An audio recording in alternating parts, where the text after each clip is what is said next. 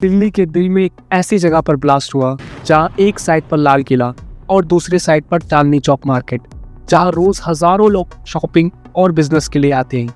ये पूरा एरिया हमेशा भीड़ भाड़ से भरा रहता है।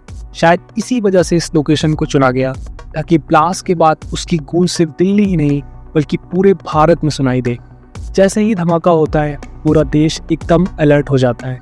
इंटेलिजेंस एजेंसीज तुरंत एक्टिव हो जाती हैं और जल्दी समझ में आ जाता है कि इसके पीछे वाइट कॉलर टेरर मॉड्यूल का हाथ है, जो एक ऐसा नेटवर्क है जो मॉडर्न और एजुकेटेड लोगों के थ्रू ऑपरेट करता है। ब्लास्ट के दिन ही जम्मू एंड कश्मीर के एक डॉक्टर मुजम्मिल शकील, जो फरीदाबाद के अल फलाह मेडिकल कॉलेज में टीचर था, उसके घर से पुलिस को 360 किलो अमोनियम नाइट्रेट और 2900 किलो आईईडी बनाने का मटेरियल मिलता है।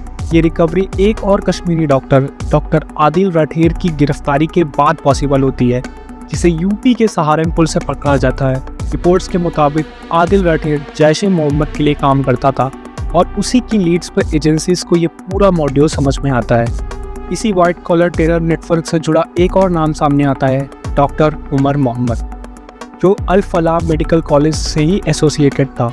इन्वेस्टिगेशन के हिसाब से उमर ने अपनी Hyundai i20 कार में कुछ सस्पिशियस मटेरियल रखकर बदरपुर बॉर्डर के रास्ते दिल्ली में एंट्री की।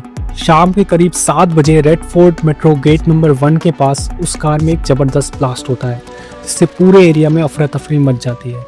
अब सबको ये समझ में आता है कि वो कोई रैंडम अटैक नहीं था, बल्कि नॉर्थ इंडिया में एक लार्ज स्केल टेरर का प्लान चल रहा था।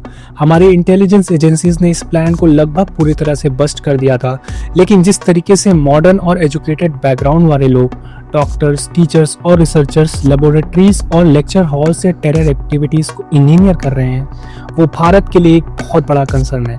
आज भारत के सामने सबसे बड़ा सवाल ये है कि ऐसे एजुकेटेड और ट्रेंड इंडिविजुअल्स को जो टेररिज्म के लिए अपना नॉलेज यूज़ कर रहे हैं, उनके खिलाफ भारत को कैसे कदम उठाने चाहिए। क्या सिर्फ इन्वेस्टिगेशन और अरेस्ट से काम चलेगा, या हमें यूनिवर्सिटीज और इंस्टीट्यूट्स में भी मॉनिटरिंग और अवेयरनेस बढ़ानी होगी? अपना ओपिनियन हमें कमेंट सेक्शन में ज़रूर बताएं और ऐसे ही डिटेल्ड एनालिसिस और फैक्ट बेस्ड अपडेट के लिए चैनल को सब्सक्राइब करें और फॉलो ज़रूर करें।